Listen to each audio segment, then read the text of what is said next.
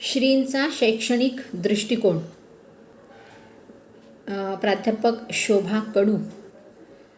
श्री गुलाब गोंदूची मोहोळ विदर्भातील एक सत्पुरुष. 9 महिन्याचे असतानाच त्यांना अंधत्व आलं, आंधळे झाले ते. आणि बालपणापासून ज्ञानेश्वरीचा अभ्यास त्यांनी केला.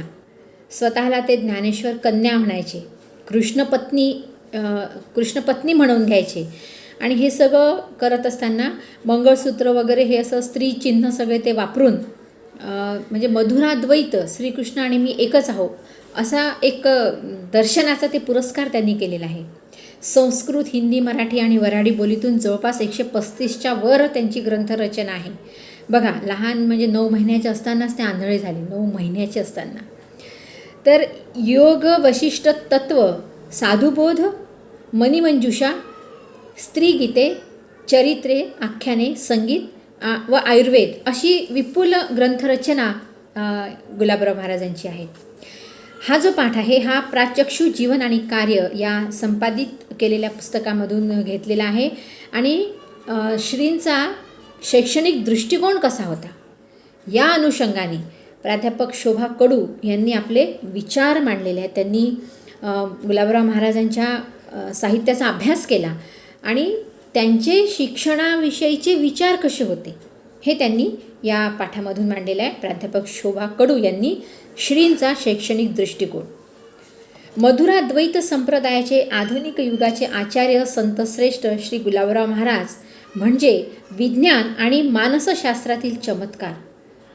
म्हणजे जेव्हा आपण त्यांचा परिचय वाचतो तेव्हा जेव्हा आपण वाचतो की ते 9 महिन्याचे असताना आंधळे झाले आणि तसं असताना त्यांना ज्ञानेश्वरीचा व्यासंग, एवढा अभ्यास, एवढं लिखाण हे सगळं कसं म्हणजे कुठून कसं केलं असेल त्यांनी, तर याच्यामागे विज्ञान आहे. त्यांनी त्यांच्या मनाची शक्ती एवढी म्हणजे वाढवली किंवा एकाग्र केली की त्यांना ते सगळं शक्य झालं, सहज शक्य झालं.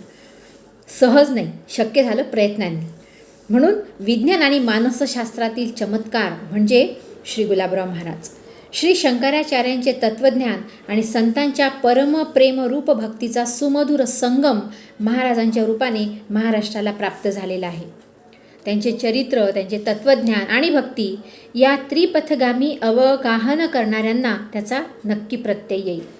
श्री ज्ञानेश्वर महाराजांची मानसकन्या 600 वर्षांनी मातेच्या कार्याचे पुनःप्रसारण करण्याकरिता अल्पकाळ अवतीर्ण झाली असावी. म्हणजे गुलाबराव महाराज स्वतःला ज्ञानेश्वरांची मानसकन्या समजतात आणि कृष्णाची पत्नी समजतात. म्हणून जणू काही ज्ञानेश्वर महाराजांनी समाधी घेतल्यानंतर 600 वर्षांनी त्यांची मानसकन्या जन्माला आली आणि आपल्या मातेच्या म्हणजे ज्ञानेश्वर माऊलीच्या कार्याचं पुनःप्रसारण जणू काही ती करत आहे. अलौकिक भक्ती, अगाध ज्ञान, शास्त्रशुद्ध कर्म आणि आचरण, तर्कशुद्ध विवेचन पद्धती यातून निर्माण झालेली महाराजांची साहित्य संपदा होय. श्री गुलाबराव महाराजांच्या काळामध्ये म्हणजे जवळपास 1881 ते 1915 हा त्यांचा कालखंड. तर या काळामध्ये इंग्रजी सत्ता दृढमूल झालेली होती. लॉर्ड मेकॉलोने जुन्या पारंपरिक संस्कृत पाठशाळांची अनुदाने बंद केली होती. इंग्रजी शाळा कॉलेजमधून आधुनिक शिक्षण पद्धती सुरू केली. पाश्चात्यांची भौतिक प्रगती पाहून हिंदू समाज हा एकदम स्तिमित झाला, आश्चर्यचकित झाला. हिंदू मनावरील संस्कार बदलू लागले. इंग्रजी आक्रमण हे केवळ बाह्य आक्रमण नसून त्याने भारतीय शिक्षणामुळे सुशिक्षितांची जीवनमूल्य बदलून टाकली. आपला धर्म आणि पुरातन शास्त्रे टाकाऊ आहेत असा संशय निर्माण झाला.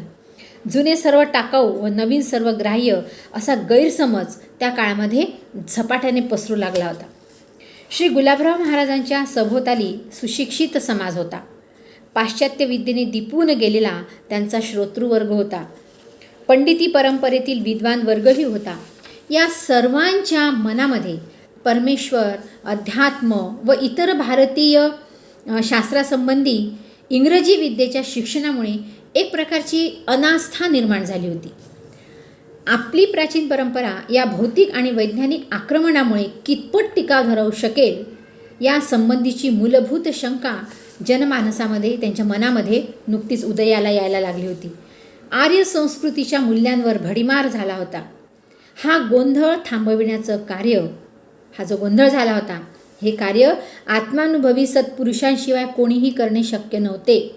अशावेळी गुलाबराव महाराजांनी शिक्षणविषयक, तत्कालीन शिक्षण पद्धतीविषयक, स्त्री शिक्षणविषयक, शिक्षणाची आवश्यकता काय आहे यासंबंधी अनेक विचार त्यांनी मांडून प्रसंगी इतरांच्या मताचे खंडनसुद्धा त्यांनी केले आणि लोकजागृतीचं महान कार्य गुलाबराव महाराजांनी त्या काळामध्ये केलं. श्री गुलाबराव महाराजांनी आयुष्यभर जनजागृतीचे कार्य केले, पण शिक्षणाचे स्वतंत्र असे प्रयोग किंवा पद्धती त्यांनी सादर केल्या नाहीत.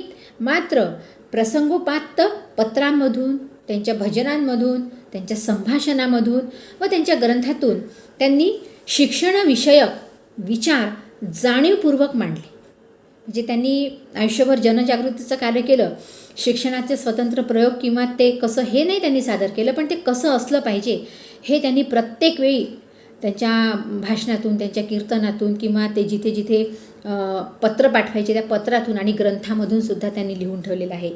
तर असे हे गुलाबराव महाराज एक चालता बोलता चमत्कार ज्याला आपण म्हणू. तर शिक्षणाची व्याख्या काय केली पहा त्यांनी. श्री गुलाबराव महाराजांच्या मते कुप्रवृत्ती, दुष्टवृत्ती ज्या व्यक्तीच्या ठिकाणी आहेत त्या व्यक्तीला सत्प्रवृत्तीने, सद्वृत्तीने, सद्विचाराने वागण्यास शिकविते ते शिक्षण होय. शिक्षणाची ते दुसरी व्याख्या पहा कशी करतात. जुने नष्ट न होऊ देता त्यात नव्याची भर पडते तेच खरे शिक्षण होय. कारण जुनं हे काही सगळंच टाकाऊ नसते आणि म्हणून जुनं नष्ट न होऊ देता त्याच्यामध्ये थोडी दुरुस्ती करून किंवा त्याच्यामध्ये नव्याची भर टाकून जे केल्या जाते ते खरं शिक्षण. शिक्षण म्हणजे सुसंस्कार भांडाराचं दान. शिक्षण म्हणजे सुसंस्कार भांडाराचं दान होय. अशा व्याख्या त्यांनी शिक्षणाच्या केलेल्या आहे. शिक्षणाचं तत्त्व काय असलं पाहिजे. गुलाबराव महाराज लिहितात की शिक्षण म्हणजे सुसंस्कार भांडाराचे दान करणे होय. संस्कार हा वस्तुज्ञानजन्य असतो. संस्कार हा वस्तुज्ञानजन्य असतो. अपरिच्छिन्नानंद प्राप्ती हे शिक्षणाचं मूळ फळ असलं पाहिजे. अपरिच्छिन्नानंद याचा अर्थ की हे जे म्हणजे शिक्षणात याचा अर्थ असा आहे की शिक्षणाद्वारे ज्या अमर अशा ज्ञानाची आपल्याला प्राप्ती होते ते यथार्थ वस्तूचं ज्ञान हे अमर अभेद्य अशा ज्ञानप्राप्तीचे द्योतक आहे. हे ज्ञान मनातील मरगळ बाजूला टाकून जीवन आपलं आनंदमय करून टाकते. तर अशा प्रकारचे संस्कार ज्या शिक्षणाद्वारे केले जातात ते खरं शिक्षण. अपेक्षित फलप्राप्ती झाल्यानंतर शिक्षणाची आवश्यकता नाही. आप्त शिक्षणाचे फळ हे अद्वैत आहे. अद्वैत दोन नाही, एकरूप होऊन जातो आपण त्याच्याशी. आणि ते जाती समावेशक साध्य आहे. म्हणजे असं काही कोणा जातीची मक्तेदारी नाही आहे त्याच्यावर. शिक्षणाचे तत्व म्हणजे मनातील संशयाचे निवारण करून ईश्वराशी लीन व्हायला लावणे व तत्साधक सुसंस्कार प्रदान करणे होय. म्हणजे शिक्षण जो घेतो तो आणि जो देतो तो याच्यामध्ये एकरूपता असायला पाहिजे. साध्य आणि साधक या दोघांमध्ये एकरूपता असायला पाहिजे. त्यांनी सुसंस्कार प्रदान करावे आणि यांनी ते ग्रहण करावे. असं ते अद्वैत होऊन जाते. द्वैत म्हणजे दोन आणि अद्वैत म्हणजे एक, असं एकरूप गुरु शिष्याचं नातं. तर हे शिक्षणाचं तत्त्व असलं पाहिजे. शिक्षणाचं तत्त्व काय असलं पाहिजे. सुसंस्कार भांडाराचे दान करणे. आता शिक्षणाचं ध्येय, शिक्षणाच्या ध्येयाबद्दल काय म्हणतात. श्री गुलाबराव महाराजांनी ज्ञानाचे 2 प्रकार केलेले आहेत. एक बाह्य ज्ञान, यामध्ये ते धर्म, शास्त्र, ज्योतिष, व्याकरण, न्याय, मीमांसा इत्यादी 16 कला व 64 विद्या सांगतात. तर दुसरं आहे ब्रह्मज्ञान. यामध्ये स्वविवेकाने स्वतःच्या अंतःकरणाला, स्वतःच्या अंतर्मनाला ओळखणे म्हणजे अंतर्ज्ञान म्हणतात त्याला, ते ब्रह्मज्ञान म्हणतात. शिक्षणाचे ध्येय म्हणजे आपण शिक्षणाच्या व्याख्या पाहिल्या, शिक्षणाचं तत्त्व पाहिलं. आता आपण शिक्षणाचं ध्येय पाहत आहोत. शिक्षणाचे ध्येय केवळ ज्ञानप्राप्ती एवढे मर्यादित नसून व्यक्तीची कार्यक्षमता वाढविणे, मानसिक शक्तीचा विकास करणे, व्यक्तीच्या पात्रतेचा विकास हा शिक्षणामुळे होतो. म्हणजे पात्रतेचा विकास हा शिक्षणामुळे होतो, तो करावा. नैतिक व आध्यात्मिक मूल्यांचे संस्कार हे शिक्षणाद्वारे आपण करावेत. शिक्षणामुळे सर्वाभूती समभाव निर्माण होतो, ते खरं शिक्षण. शिक्षणामुळे जर स्वार्थ निर्माण होत असेल तर ते शिक्षण नाही. दुसऱ्याचे दुःख ते आपले दुःख, दुसऱ्याचे दुःख ते आपले दुःख अशी मानवतेची भावना ज्याच्यामुळे निर्माण होते ते शिक्षण. गुलाबराव महाराजांच्या मते शरणागताला अभयदान देणे, आपल्या संगतीत असणाऱ्यांना ज्ञान संपादन करण्यास त्याला हळूहळू संपन्न करणे व ज्ञानप्राप्तीचा शास्त्रीय मार्ग दाखविणे हे शिक्षणाचे प्रमुख ध्येय होय. या शिक्षणाची मांडणी सहृदय प्राप्तीच्या तत्वावर महाराजांनी केलेली आहे. सहृदय म्हणजे सहानुभूती, समोरच्याला म्हणजे अहंकाराचा लवलेश नाही, स्वार्थाचा लवलेश नाही, असं सहृदय प्राप्तीच्या या तत्वावर त्यांनी ह्या शिक्षणाचं ध्येय गुलाबराव महाराजांनी इथे मांडलेलं आहे. पुढे ते शिक्षणाचं स्वरूप कसं असलं पाहिजे, तर शिक्षणाचे स्वरूप, शिक्षणापासून जशी विद्या प्राप्त होते तसाच विनयही प्राप्त होतो. विद्या विनयेन शोभते. शिक्षणाचा विचार हा 2 दृष्टिकोनातून केला जातो. एक म्हणजे उपदेशाने ज्या गोष्टी साध्य होतात त्या, आणि दुसरं म्हणजे अनुकरणाने साध्य होणाऱ्या गोष्टी. म्हणजे काय म्हणू आपण त्याला, उपदेश आणि अनुकरण, ह्या 2 गोष्टी. तर वरील दोहोंपैकी उपदेशाने जे ज्ञान प्राप्त होते तेच खरे शिक्षण होय. ज्या विषयासंबंधी व्यक्तीला माहिती नाही त्या विषयाची माहिती करून देणे हेच शिक्षण होय. या विकसित समाजात कुशलतेने व सफलतेने जीवन व्यतीत करायचे असेल तर नैसर्गिक शिक्षणावर अवलंबून न राहता व्यक्तीला स्वतः सहेतुक प्रयत्न करावे लागतात. नाही तर मग कोणीतरी येईल आणि मला शिकविल, तसं नाही.